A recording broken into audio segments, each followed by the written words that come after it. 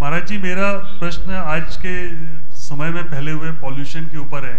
मैं बॉम्बे में रहता हूँ, मेरा भाई गुड़गांव में रहता है। चारों तरफ पॉल्यूशन का लेवल बहुत बढ़ चुका है और हमारे छोटे बच्चे हैं जो वो भी अब ये सब देख के बहुत परेशान हो रहे हैं। तो हम सब ऐसा क्या करें कि आने वाले समय में इन बच्चों को जब ये बड़े होते हैं तो उनको सुरक्षित जीवन जीने का मौका मिल सके?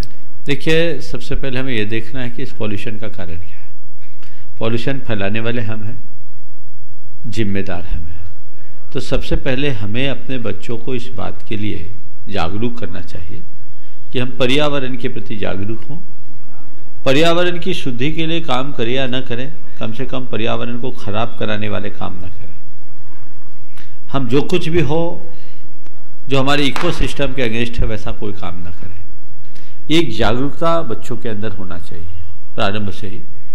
फिर प्रकृति प्रेमी बने, पेड़ लगाने का भाव व्यक्ति को होना चाहिए। देश में जहाँ भी हो, जहाँ अवसर मिले, मैं तो कहता हूँ प्रत्येक व्यक्ति को कम से कम साल में एक पेड़ जरूर लगाना चाहिए। अगर यही करते रहेंगे तो आने वाले दिनों में बहुत कुछ होगा।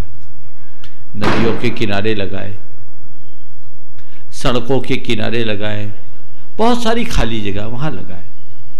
पर्यावरण की शुद्धि के लिए तो लोग अगर अपने घर के छतों में भी थोड़ी हरियाली कर दें तो बहुत कुछ सहयोगी बन सकते हैं। बल्कि एक किचन गार्डन बना ले।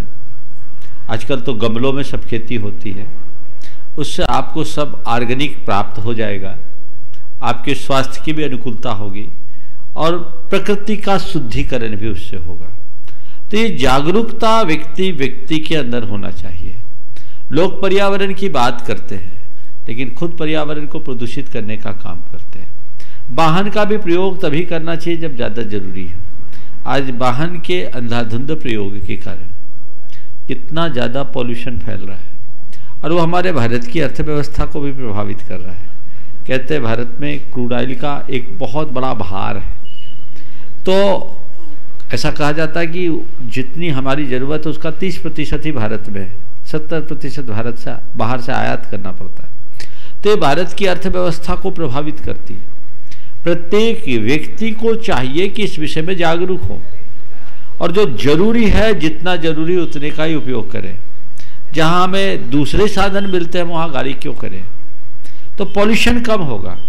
वृक्षों की कटाई को रोके, पेड़ लगाने की व्यवस्था करें, एसी का प्रयोग कम से कम करें, जहाँ जरूरत है वहीं करें। अपने मकानों को पुरानी पद्धति से बनाएं, जहाँ एसी की जरूरत ही नहीं है। आजकल तो ऐसी टेक्निक फिर से लोगों ने चालू कर दी, दो दीवारों के बीच में गैप करके कुछ उसमें मटेरियल भरते हैं तो जो बाहर के टेम्परेचर से अंदर के टेम्परेचर को परिवर्तित कर देता है। गर्मी में सर्दी और सर्दी में गर्मी।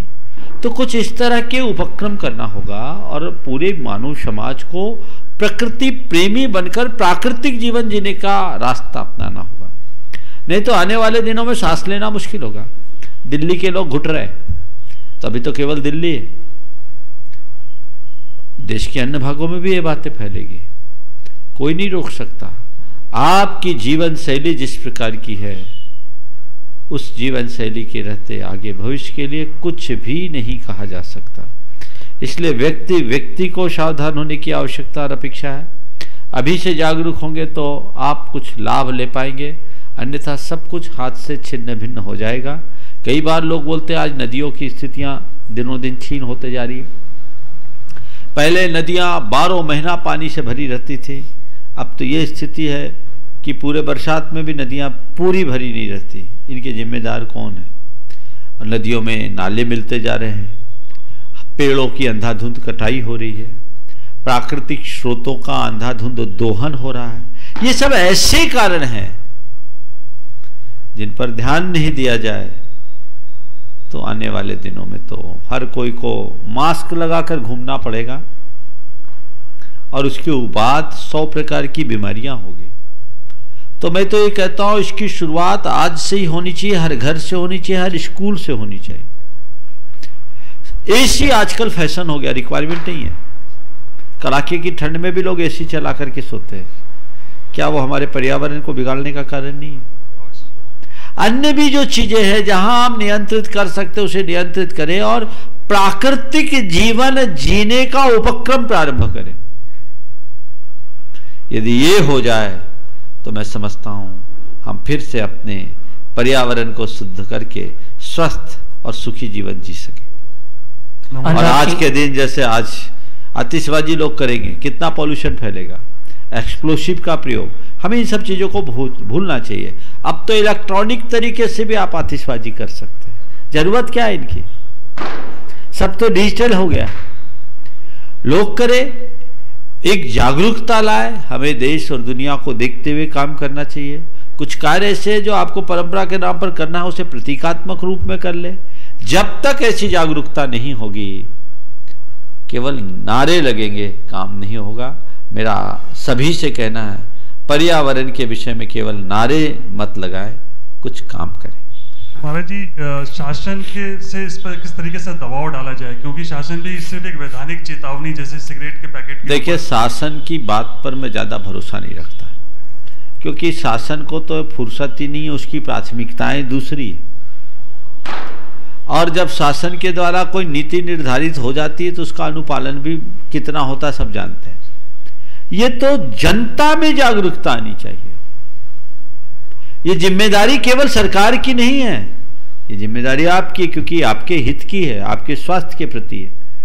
पर लोगों में देखिए, शासन ने सबसे कह रखा बिना हेलमेट के टू व्हीलर न चलाइए और बिना सीट बेल्ट के आप गाड़ी पे मत बैठिए। कितने लोग हैं, सब पढ़े लिखे लोग हैं ना। अपनी सिक्योरिटी के प्रति कहाँ जागरूक है? वो तो पुलिस के चालान के भय से लोग थोड़ा बहुत हेलमेट ले लेते, वो भी नकली। क्यों नहीं हम अवेयर होते हैं? जागरूकता चाहिए, व्यक्ति व्यक्ति में जागरूकता चाहिए। और इसके लिए सभी सामाजिक संगठनों को और जितनी जो नॉन गवर्नमेंट ऑर्गेनाइजेशन है, एनजीओज है, उनको एक अभियान चलाना चाहिए। हर स्कूल में जाकर इस जागरूकता का कार्यक्रम चलाना चाहिए, ताकि बच्चे जागरूक हो जाए। तो ये हमारे भविष्य है। आज अगर बच्चा जागरूक हो गया, वो अपने परिवार में भी एक बहुत बड़ा आंदोलन खड़ा कर सकता है, और फिर इससे आने वाले 5-10 वर्षों में एक जागरूक पीढ़ी हमें प्राप्त हो सकती है। पर इसके लिए सतत अभियान की जरूरत है, प्रयास की जरूरत है। और ये विशुद्धतया प्रकृति से, प्रकृति की रक्षा और प्रकृति के प्यार की बात है। इसमें किसी भी प्रकार की विफलता नहीं मिलेगी, क्योंकि ये हर व्यक्ति की समस्या है।